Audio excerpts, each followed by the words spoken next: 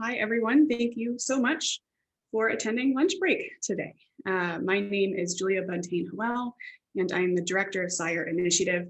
If you're new to SciArt, this series is one of our many programs in which we bridge the gulf between the arts and sciences through featuring the work of cross-disciplinary practitioners worldwide.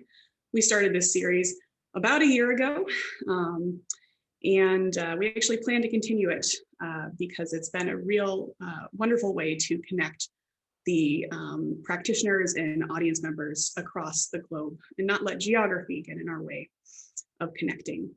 So today, I am so excited to have on lunch break author and neuroscientist Eric Howell. Yes, full disclosure, we are married. He is my husband.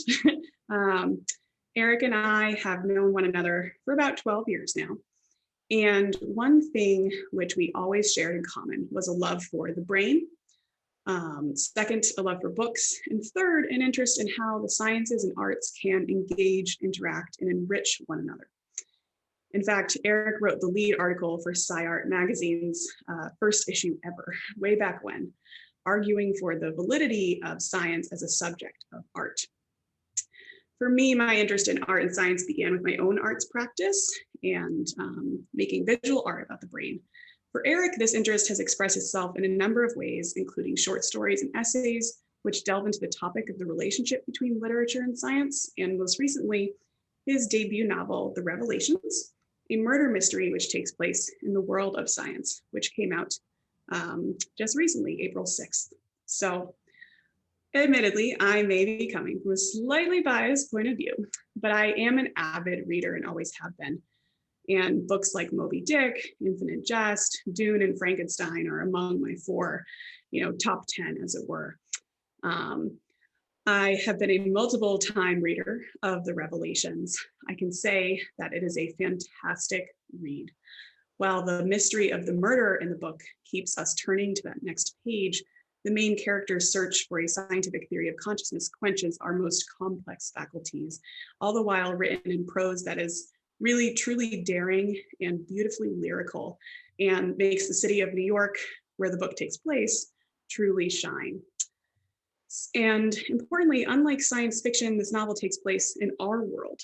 It's one of those wonderful experiences where you care deeply about the characters, and you just have to know what happens next, all the while picking up science along the way. So today we're going to talk about some of the science in the novel. Eric would know he spent the last 10 plus years of his career in the field of neuroscience and consciousness as a researcher.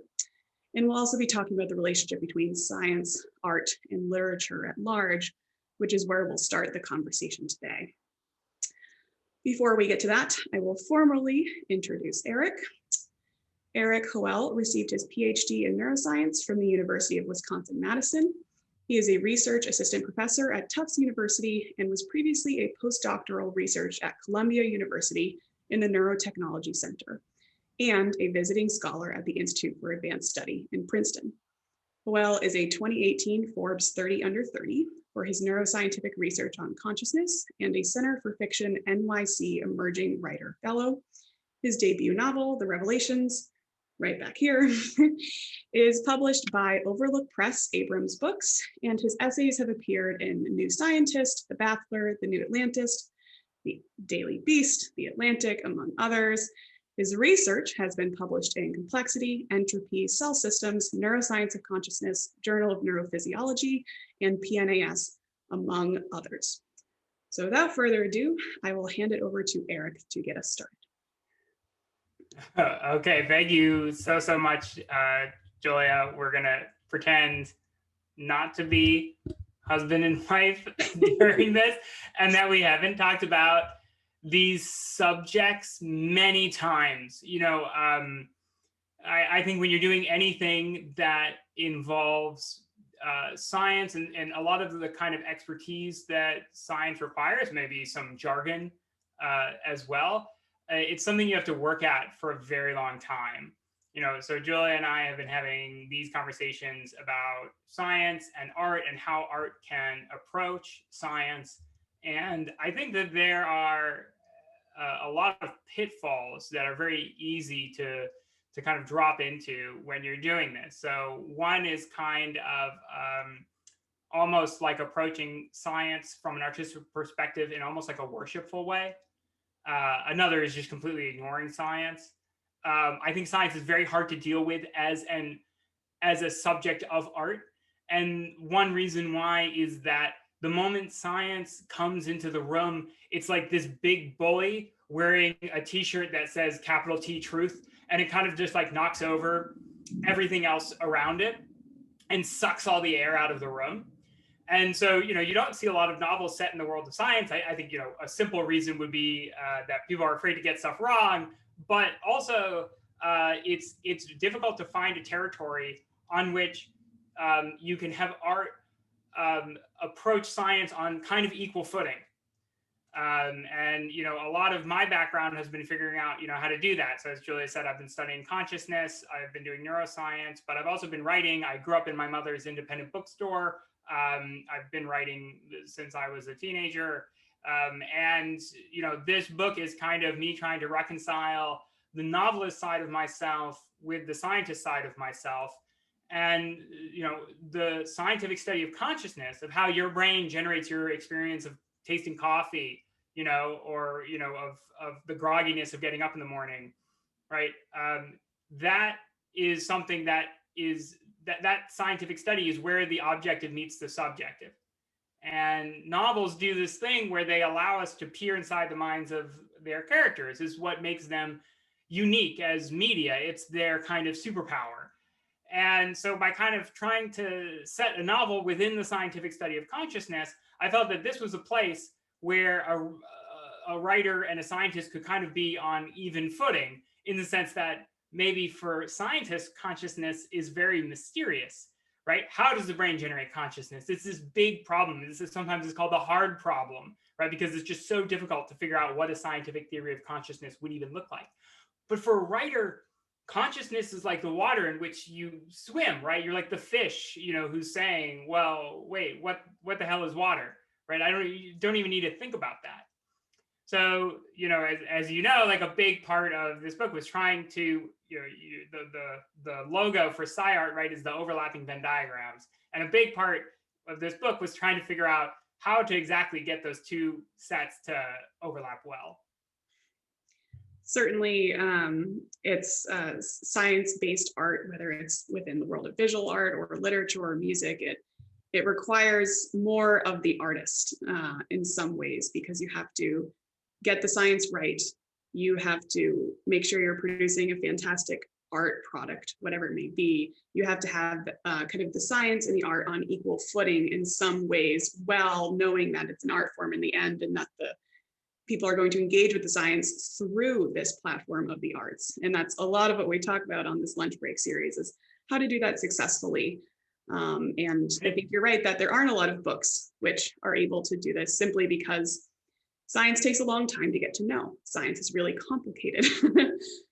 Yeah, but it also affords magnificent opportunities. So if you go and look at like old medieval church walls, right? They have all sorts of scenes that are going on, within, and to someone who is very biblically literate, they're having a totally different experience when they're looking at that tapestry than you are now, right? Because generally most people have lost a lot of the biblical literacy that was around when, in 1300, right?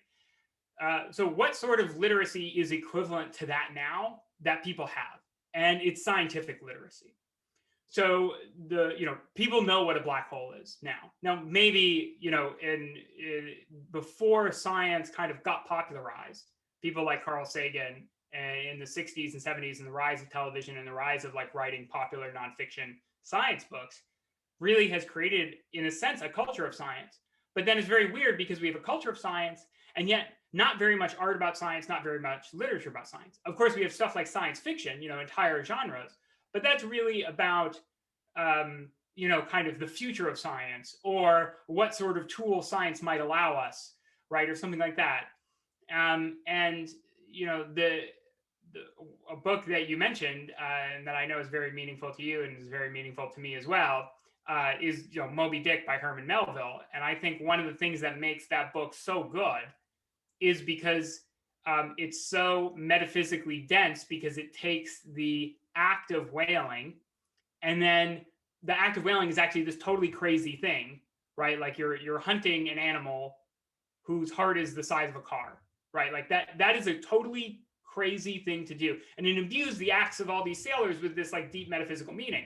And I think going out there and trying to find a scientific theory of consciousness is also like very meaningful. And even when someone's just like smoking a cigarette on a street corner in New York City, or getting some sushi somewhere, or doing like any of the things that people do in their lives, I think that it's very easy to kind of imbue characters with great meaning by importing in a lot of scientific themes. But you have to be very careful, right? You have to not let the science take over. It still has to be very readable, even for people who maybe are not so interested in the science, or don't really care that much, or this is going to be their first exposure to it. So, as it's all just a balancing act, and it's all just about how you can kind of thread the needle.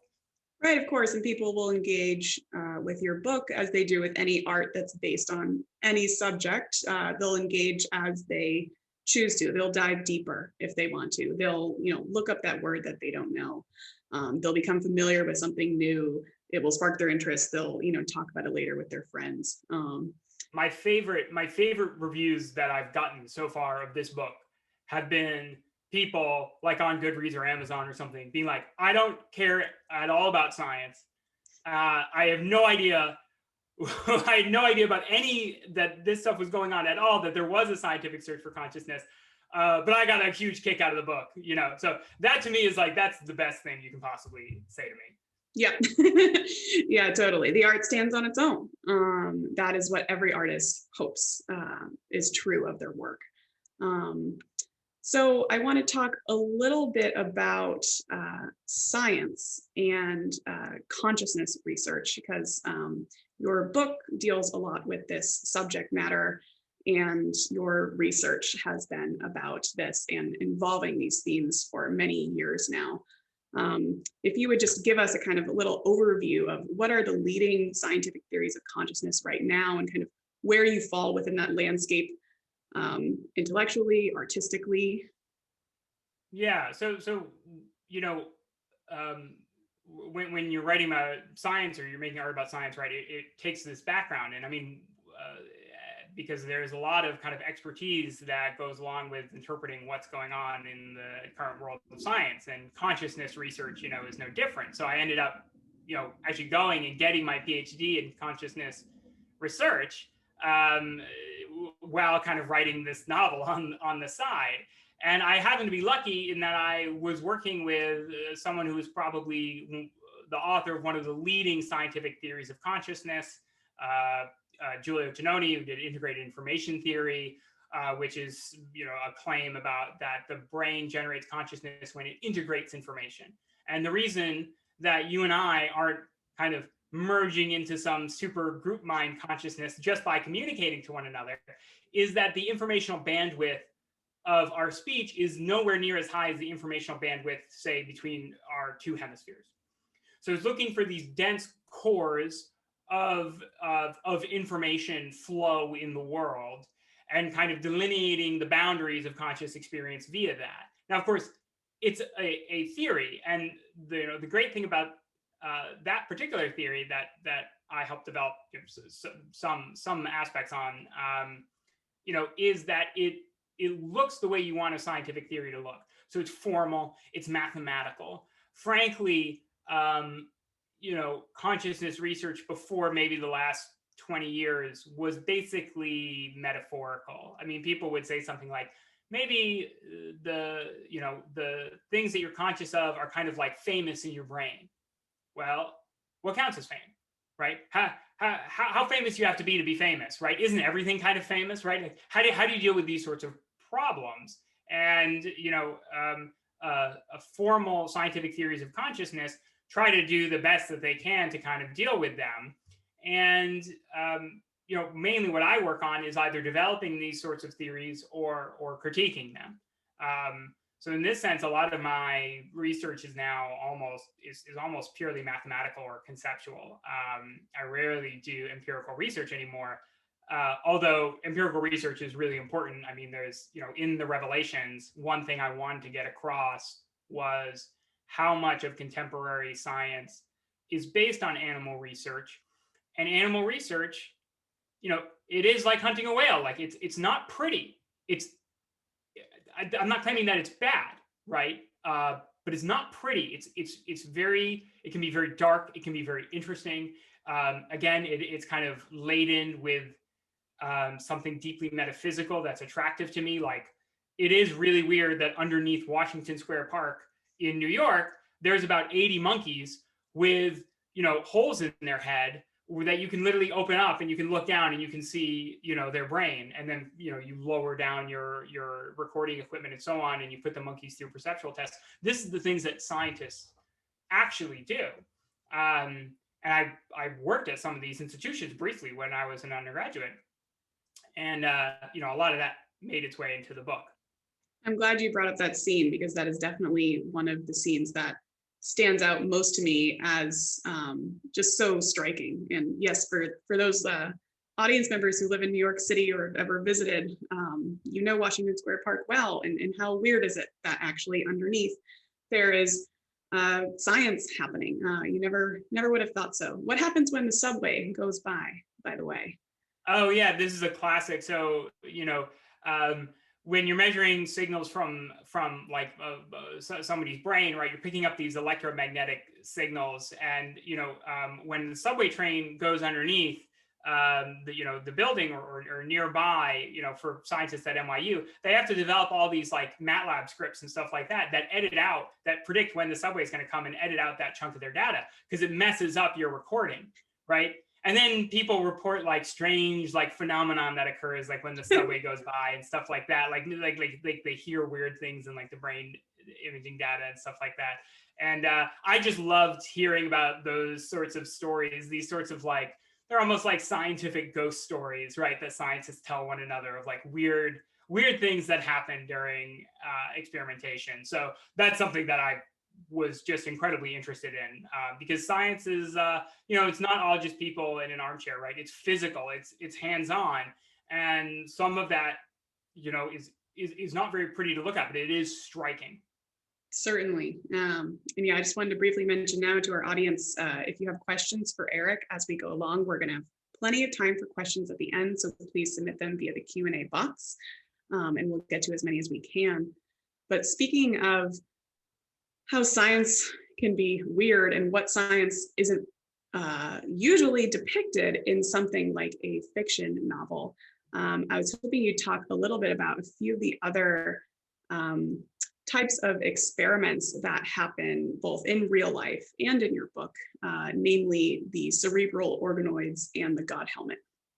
Oh yeah, so again, I wanted to kind of capture some of the practices of science, and some of those practices are quite strange. So, this new technology, cerebral organoids, they allow you to take a sample of someone's skin, revert those skin cells to what's called pluripotency, which means that they're basically stem cells. They can go on to develop into anything, including you could effectively use that to clone someone. So they basically start growing this mini clone, take out the brain tissue, and then keep growing the brain tissue. And what is that? Well, that's a classic philosophical brain in a vat, right? It's literally a brain that's a clone of you that's growing in a vat. Now, they don't get that big. It's not like an actual full human brain sitting there. It's like this little, thing about this big probably. But there's a lot of controversy around it, because is that thing conscious? We don't know. It would kind of be horrific if it were. And the only way you can really figure that out is some sort of scientific theory of consciousness. But maybe you can't figure out the theory without doing stuff like that allows you to kind of do experimentation. So that's something that crops up in the book. These every character kind of gets their own brain in a vat. And for the God helmet, that's another classic example where you can use something called transcranial magnetic stimulation, which is basically just a strong magnet that they place right outside your skull, and it will manipulate your neural activity, right? So you can sculpt neural activity just by kind of placing magnets. And you can, if you do it kind of in the right place, you can sometimes provoke feelings of religious awe, right? Almost like religious experiences, like St. Paul on the road to Damascus, right?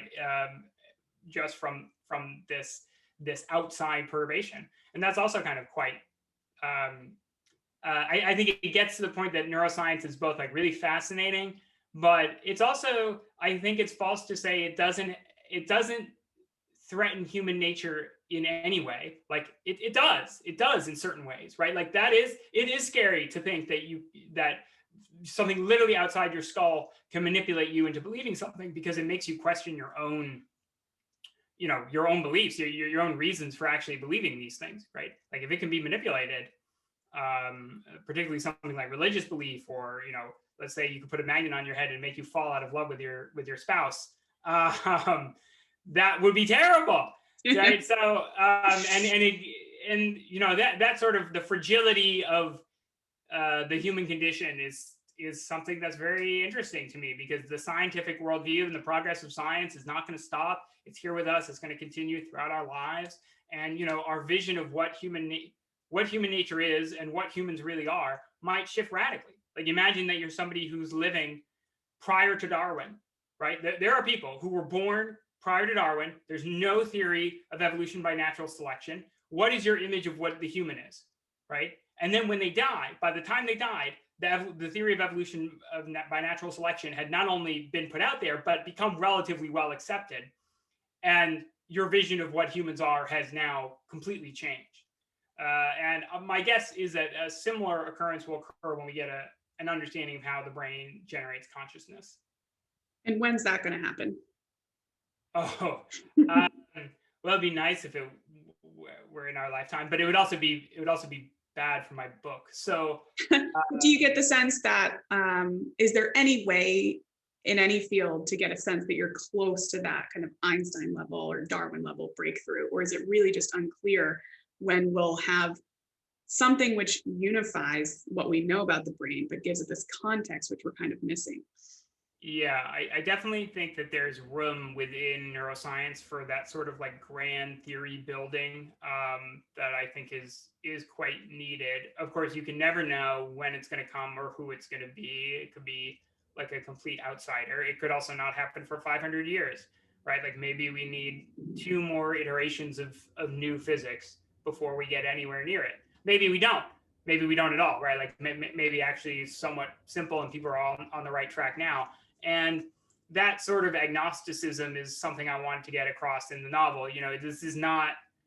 It's a novel set in the world of science, but it's not just a nonfiction book dressed up as fiction, right? Like every character brings their own understanding of what consciousness is, and their understanding of what consciousness is influences their action, right? Like when you think consciousness is, when you have a certain metaphysical view of the world, right, your behavior will be shaped accordingly, right? So like there are characters who are what are called eliminative materialists. So they just don't believe in consciousness at all, right? And then how does that influence your actions, right? Well, I could say if you really, really believe that, it becomes difficult to justify certain things. Like, for example, why not just study drugs, right? Because there's no,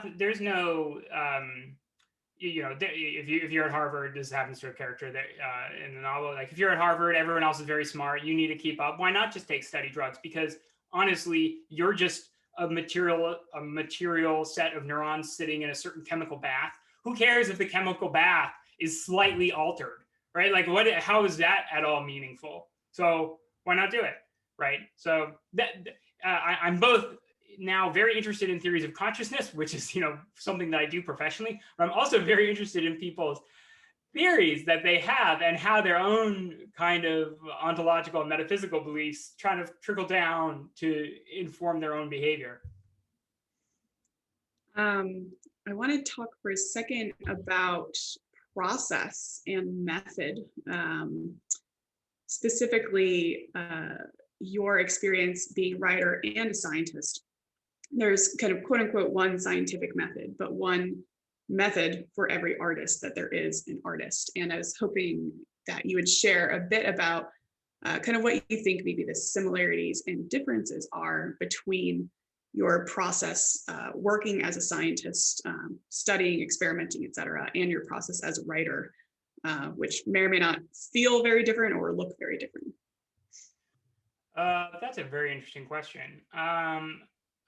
So it feels very different because when you're going, like I said, when you're going after science, you want some sort of capital T truth, so you're trying to be very careful. When you're writing literature, you want to be an agnostic, and you want to be an agnostic about everything. You want to be an agnostic about if there are good or bad people. You want to be an agnostic about why someone is doing what they're doing. You want to be an agnostic about your protagonist. You want to be agnostic about your antagonist, right? Like literature is the view from everywhere, right? And science is the view from nowhere. So, and to steal a phrase by Thomas Nagel, so you definitely have a different mode of thinking, but there are similarities. Both involve, and I'm sure there are other artists out there who can speak to this, right? Who are listening, who like when you're doing an art project, that is intense, concentrative, deep intellectual work. And it's very, very similar to doing science. It feels similar. You have a similar sort of intellectual state. And actually, funnily enough, the science basically proceeds via short stories or essays, right? Like Montaigne would understand science, right? He'd be like, yeah, journal articles, they're just essays where people argue their own points, right? And a really good scientific article is as crafted and poured over often as any short story in the New Yorker, for sure. So I think that there's a lot of commonalities in method, and then maybe I'll point to one more thing, which is that the actual process of science is never done scientifically. So this is like the big lie, right? Is that scientists kind of have this algorithm or formula, and then they like enact that algorithm or formula, and like that's how science gets done. It's not at all how science gets done. Science is always very, very deeply personal. It's always based off of beliefs. Those beliefs are almost always irrational. There are people like, oh, I think this hypothesis, right? And then it's like, well, why do you think that hypothesis? And they think, well, I'm just throwing it out there, right? It's new. I don't have any empirical evidence for it, right? It's like, well, why do you think that then? There's no empirical evidence for it, right? It's like, well, I seem to have some sort of irrational faith-based belief about how I am conducting myself in the world. And I think that's most human nature, right? That's most human activity. Maybe it's not highly particular to both art and science, but I think art is the same way, right? You're like, I see an idea here, and I want to hit this target. I don't know why I think I need to, or where exactly that is. And so in this sense, they're both products of conscious beings and humans. And so particularly in the production of a given paper or given essay or given chapter of a book, that's very, very similar in terms of kind of intellectual work. That's so interesting. I wanted to get back to this notion of like discovering grand scientific theories and what that would mean for consciousness research, and maybe read a little section of the book. Yes, absolutely. We've been talking around the book for a little while now, so we might as well hear a little bit of the actual book. That would be wonderful. Okay, so just to give a little bit of background, the main character, Kirk, this is a flashback, and he's in Toronto. He's actually in Toronto during the G8, G20 riots. He's there for the Association for the Scientific Study of Consciousness, but he ends up skipping the conference and going to these riots, which were real historical things. You can look them up. They were the worst riots in Toronto history. And so this is him after the protesting, which he kind of joined in, not really knowing what was going on. Hours after the mad rush of the mob, Kirk was sitting on a small brick wall off a sidewalk in a little shady spot underneath a tree. Beyond him, small sounds still exploded into motions of people running from the aftermath or the racing forms of ambulances, shattering the glass garden of silence that had grown up toward the sky with the exhaustion of everyone, the exhaustion of the protesters, police, bystanders, the exhaustion of police dogs that lay panting in the shade. Kirk was depleted and waiting, his stomach rumbling among the people milling around, recovering in low murmurs. A few smaller bands of riot police marched by, but without a critical mass of people, it was as if a truce had been called, clemency granted, and now the scattered groups were merely citizens again. A play had ended, and the actors, still in their makeup, were mingling with the audience. Kirk, however, was still lying the loose formations warily. Across from him, on the other side of the small street, one of the riot police had stopped while the others went on ahead. The officer proceeded to draw a plastic water bottle from his belt and take a few long sips, then poured the remainder over his head and face. Finished, he looked at Kirk, noticing that Kirk, exhausted, was rubbing his elbow absent-mindedly and had blood running down the side of his head because he'd been whacked by a stray baton, that his eyes were red and bloodshot from the gas, the left eye so much so it was puffy, that he looked like he reeked of tear gas and pepper spray, and his tie was loose and low and twisted around, that in the evening doldrums his clothes hung loose on him, that he had dark pit stains under the arms of his dress shirt, and there was blood, not his own, splattered on his slacks. The cop, a stocky man of about 40, with his hair so wet with sweat and water it looked like he had been swimming, noticed all this and only solemnly nodded to Kirk. And Kirk, seated on his little brick wall overlooking the passing of pedestrians, thought about what that man's day would have been like, the soreness of his quads, what it felt like to have wet hair and a right shoulder on fire from swinging a baton, his visual field and his feelings toward the mess of a protester sitting on a low brick wall across the street, sharing this moment with him. Considering these things, he was a still point in everything. It was all slowed. The water seemed to drip from the stocky cop's head in slow motion, and a car moved past like a slow thrumming beast.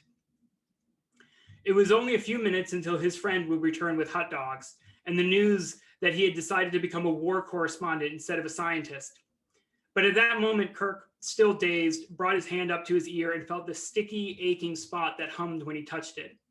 Every sound was somehow both muted and loud, as if the streets had become an amphitheater, unique, clear, real, and behind it all there was a double thump sound of valves opening and liquid pumping through, and Kirk could not tell if it was his heartbeat or a portent of the world spirit, but he could feel that the brick under him was a solid surface, his mind was a tuning fork still resonating, the air was a medium for prophecy, the glare of colors were bombing past him like schools of fish exploding in the setting sun. At the exact origin of all this, he felt he was a Dijon at the epicenter of history, and knew that he would be the one to solve the mystery of consciousness. So that's him, right, getting that certainty that he's going to be that Einstein. And, you know, the way he gets it is by looking at someone who he was just fighting. And I do think that that's very important to keep in mind, that it's very difficult to talk about a scientific theory of consciousness without talking about what the reasons people pursue it. But maybe one really important reason is some form of empathy, right? Like even if you're a protester and the other person's a cop, right? You know, there is some deep empathy in recognizing that both have their own individuated stream of consciousnesses that are looking at one another, right? And to him, this sort of empathetic revelation is something that's driving him to say, like, there has to be some sort of way to come up with a scientific theory of who gets what perspective, where those perspectives are located in the physical world, and so on. But I want to be clear, I don't think that science proceeds rationally. I think it proceeds from moments like that. And I'm not even saying Kirk, the character, is going to be the one to do it, right? Maybe he thinks he's going to be the one to do it. But I do think that it's self-selecting, right? There's nobody out there who comes up with some big scientific theory who doesn't have almost like an arrogant, like truly arrogant, I mean that, like an arrogant belief that they're going to do this, that they're going to come up with something important.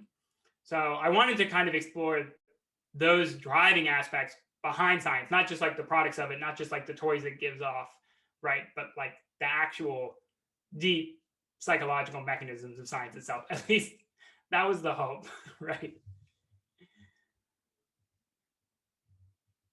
Oh, you're Sorry.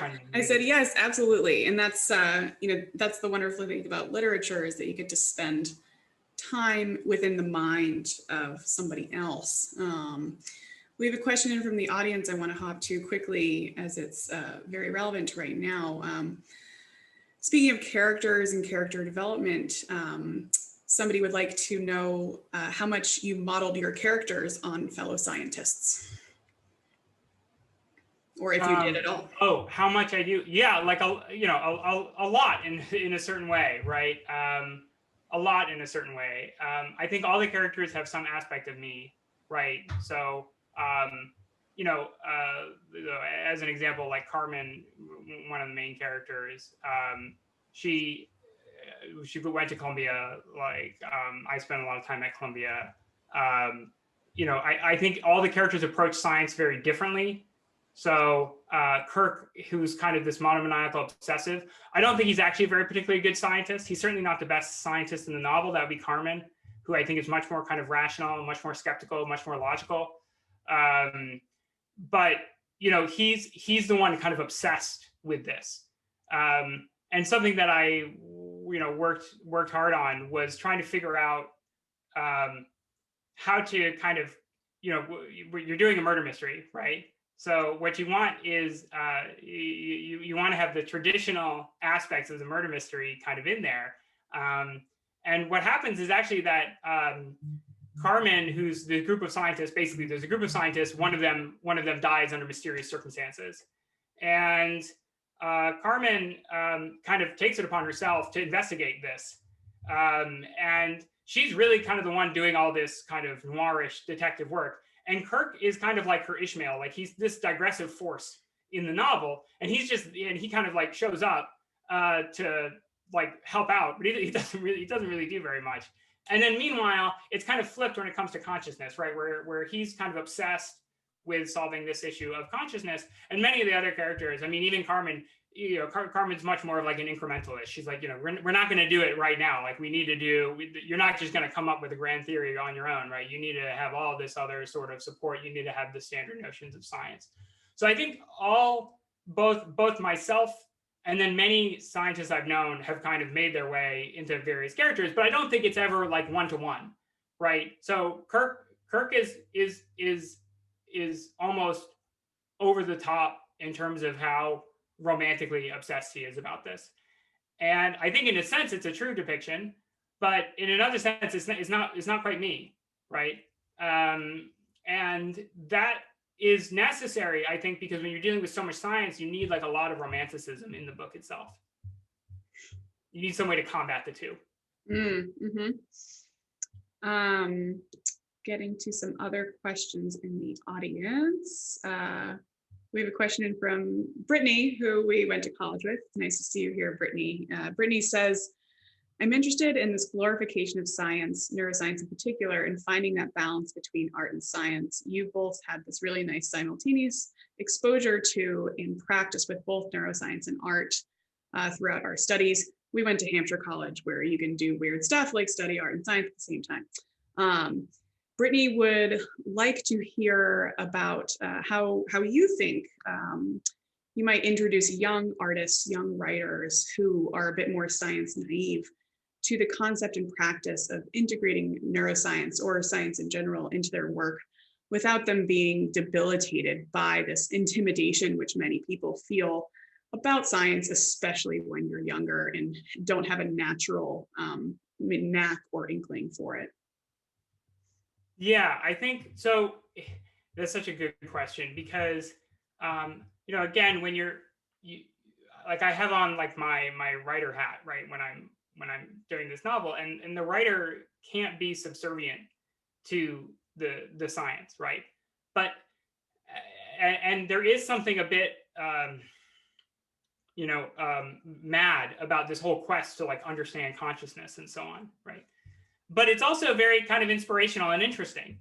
So I see both sides of it, right? I mean, it'd be great if young people read this book and thought, wow, science is really interesting. The people who are scientists are interesting people. They're not just like bland lab coats.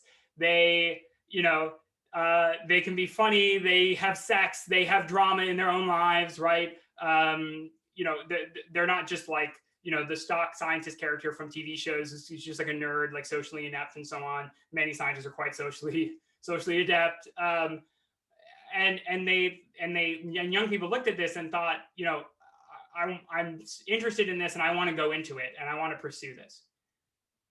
At the same time, I think it's very possible for maybe an older reader to read this book and think that there is a bit of a quixotic aspect to this, and that maybe the characters are kind of fooling themselves to a certain degree about how much they can actually figure out, right?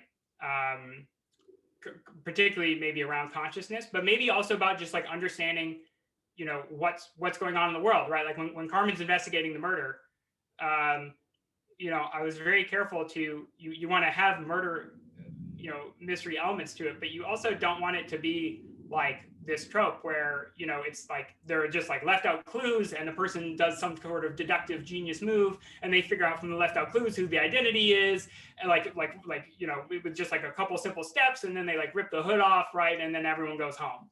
And so and because actually solving murders is quite difficult. Coming up with scientific theories is quite difficult, right? It doesn't happen in sort of a linear, sensible way, right? So there's a lot of both the promotion of science and kind of like that, hey, like maybe if you're young and you're reading that and you think, hey, this is a really cool thing and I want to do it. But there's also, I think, enough in there that makes it clear that there's kind of maybe a more older or world-weary perspective on some of it, where like, maybe you shouldn't be investigating this. Maybe you should leave well enough alone. Maybe in both cases, you should leave well enough alone, right? And that was something very important to me. And I agree, like you know, you got to balance that. Speaking of the way stories are crafted, we have a question asking, how does storytelling fit into our understanding of how humans understand the world? And how does this relate to consciousness and how we evolve to pass on information to other conscious individuals over time? Yeah, that's a really interesting question. So I think that, you know, I actually maybe have the radical opinion that storytelling is older than humans. You know, I think that dreams are basically fictional stories, and there's some very good, probably evolutionary reason why the brains of early primates, or early mammals and birds probably dream. And, you know, if you think about it, it's like your brain has this inner, you know, this inner Borges, this inner like Gabriel Garcia Marquez fabulous, right? This inner Karen Russell, you know, and like your inner Karen Russell is sitting there like every night and she's scribbling out, you know, some amazing story for you to kind of undergo. And that's very, very strange, right? Like, why would you select for an internal writer, an internal storyteller? And I have some theories about that I've written in some places. You can check it out. There's a piece called Enter the Supersensorium, which is all about this. But so I think that not only is kind of is storytelling, you know, old and important, I think is really old and really important. But it's a bit of a mystery, right, too, because it's like, well, wait a minute, but fictional events aren't real, right? So they don't have any truth value, like what philosophers would call like a truth value. So like all statements about Hogwarts are false, right? They're all untrue. But then why do we care so much about Hogwarts, right? I think it's a really interesting question. If you want kind of my answer to it, you can read the essay that was just posted. And yeah, that does. It's always nice to be kind of reminded, and you were hinting at this, of why dreams and fiction, and then we get to art, is relevant in this day of screens. We've spent so much more time on screen the past year collectively than ever, and Netflix stocks have, you know, soared, and we've all subscribed to way too many platforms than we're not willing to admit. And so, you know, thinking about publishing a book that you can literally like hold in your hand, it doesn't need batteries, it doesn't need to adjust the screen brightness. What do you think, you know, the place of literature is in this kind of ever digitized screen-based world. Yeah, it's one, growing up in a bookstore, of course, I thought that the center of culture was books, right? So, imagine my disappointment kind of going out to the real world, right? But listen, I think we're in a really interesting place in terms of literature. So, one thing that hasn't really been argued a lot or discussed a lot, and something that I'm very interested in, is looking at the unique powers of different media. So I think books are obviously not quite as culturally important as they used to be. I think you have to be a bit crazy to say that authors still occupy the cultural space they did 20, 30 years ago. They don't. But there are still a lot of readers. Books, even literary fiction, is doing rather well. They get readers. But I do think that the primary question authors should always be asking is, well, what's so important about writing a book? Like why is it a book, right? And my answer to that is that I think novels have a very unique power, which is that they all take place in a possible world in which the problem of other minds does not exist. So, what that means is that in normal world, right, I can guess what you're thinking, probably pretty well for us, but for other people probably far less well, right? And we're always mediating through this extrinsic perspective that we take on the world. Now, when we watch TV, we're in the same extrinsic perspective that we are in everyday life. We can look at the characters on screen, we can see them, we can see the events that happen to them. We cannot see their thoughts. They don't have viewable minds. The technological magic of the novel, and the great invention of the novel, is that it allows for the creation of viewable minds. So an author can refer to conscious experiences as directly and as explicitly as they can refer to physical events. So you'd be like, there's a chair in the room, there's anger in the room. Both of those are completely direct, writable sentences. But if you want to show there's anger in the room, right, if you're a filmmaker, you have to have like Don Draper get all stern-faced and, like bash the radio or whatever, right? And that is really a ham-fisted way. I mean, there's a really good reason why all like the quote-unquote new golden age shows, they all just want to be novels, right? So like, why is The Sopranos so good? Well, a lot of it takes place in the therapy office. Why is that? Well, because then you can get an insight into what's going on in Tony Soprano's mind, right? That's the reason for that. That's their way in, right? So they're attempting to take the intrinsic perspective. And so I think that there's a strong argument to be made that, listen, novels have this connection to consciousness that makes them an irreplaceable medium. Now, that doesn't mean that we won't move away from them, right? Like it could be in the future that novel reading goes down and down and down and down, but they won't be replaced.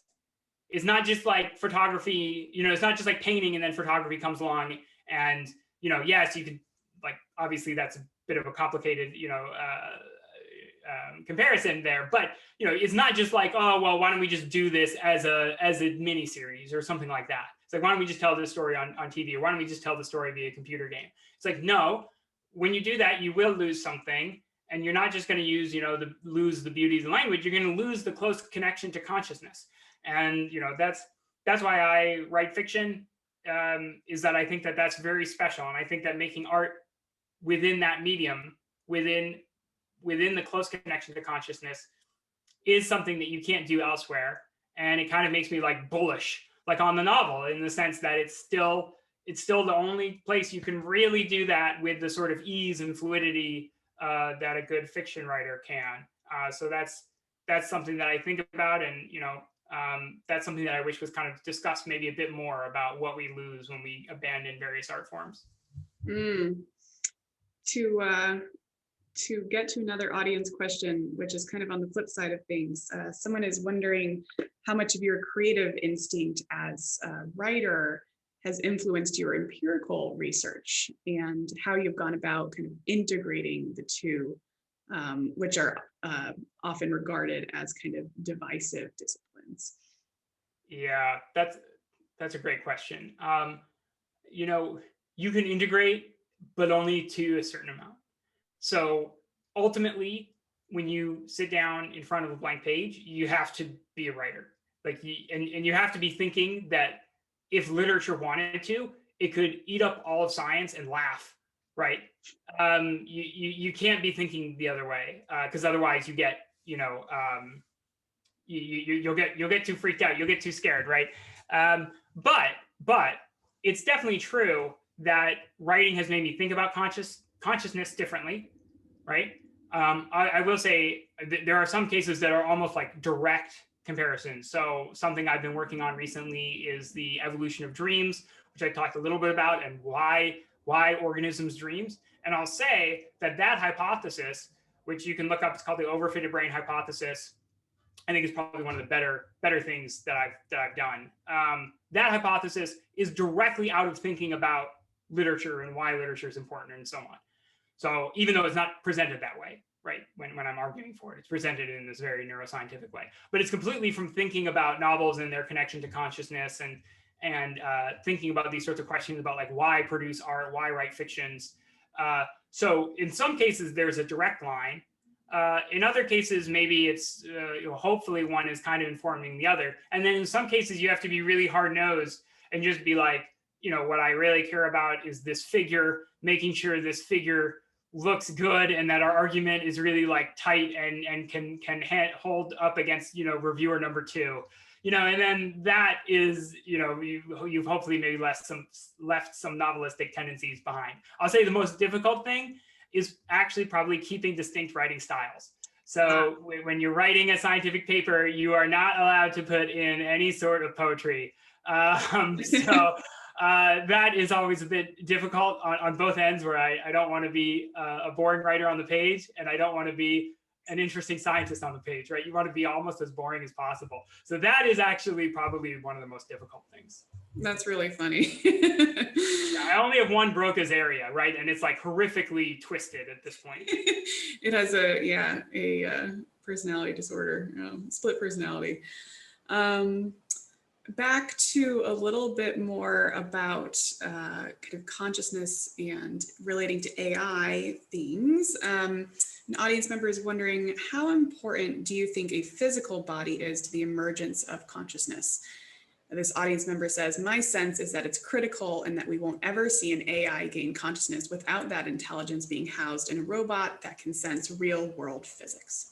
What are your thoughts on that? Yeah, that's a clever question. I think that there's very much a possibility that consciousness, in order to learn and kind of grow, something we would recognize as an adult human consciousness, you would need it to be embodied. But I will say that technically the environment is not at all necessary, right? So, when you dream, you fall into a deep, when you dream, right, you're conscious, but you're totally paralyzed and you're not interacting with your environment at all. So we know consciousness is, in a sense, a product of your brain's activity, sans environment, right? However, that doesn't mean that you could just boot that up kind of independently, like on a computer program. And these are, I think, questions that, one thing that crops up over and over again in the Revelations, and this also addresses another question that came up. So it's set in New York. And, when you're living in New York, people who live in New York can maybe attest to this. There's kind of this like constant background feeling in the air. That's like, it's like almost like a song playing or something, right? And I think that in the book, it's kind of hinted at that maybe that's like the city's own consciousness. Because without a good scientific theory of consciousness, we don't know what sorts of things they even have consciousness and what sorts of things don't, right? You might say, well, that's ridiculous. Like a city can't be conscious, right? And it's like, well, your brain is just a bunch of little complex things that are, communicating with one another, right? And it's like, what's New York, right? There doesn't seem to be a really obvious hard line, right? You could just say, well, New York has no representational structure or something. It's like, well, go to City Hall in New York and find your nice representational structure of New York. Like New York is a strange loop, right? And so I wanted to get at that. I wanted to get at this notion that without a scientific theory of consciousness, we can't even say if New York is conscious or not. I know that that sounds kind of crazy. And I'm not really saying that with my purist scientist hat on, but it is something that's worth thinking about, that we don't fundamentally know the ontology of the world. And I wanted to kind of get at that, was almost like having in the back of my mind some sort of panpsychism while I was writing the book. So I think that that also just makes something atmospheric from a literary perspective. Well, New York as possibly conscious as its own entity is a great ending point. Unfortunately, we are out of time. But I would like to thank everyone who joined us today. We will be giving away 5 free signed copies of the Revelations to selected audience members. So if you get an email from us, you can look forward to that. We'll be emailing you in the next couple of days. In case you missed any of this talk or want to listen again or want to share, this talk has been recorded, and as usual with our lunch break series, will be uploaded to our YouTube channel next week sometime. You can find Eric's work at ericphowell.com. I will share that link in the chat in case you're interested in the book or any of the research or essays that he mentioned. And lastly, we have an event on Sunday, which you might be interested in joining us for. It's one of our monthly networking mixers. If you want to meet people across disciplines and geographies, we do this via Zoom. So you can find that event on our Facebook or Eventbrite pages. Thank you so much to our audience again. And thank you so much, Eric, for sharing your words and work and thoughts about all things science and art. Yes, thank you so much for people who showed up. I really appreciate it. And I really appreciate the questions as well. We didn't get to all of them, but I appreciate it. We never get to all the questions. That is that's the sign of, you know, a good event and really interesting topics. That's our, you know, that's our problem and that is our gift. So let's all continue the conversation off screen sometime. Thanks everybody for joining us. Thank you all.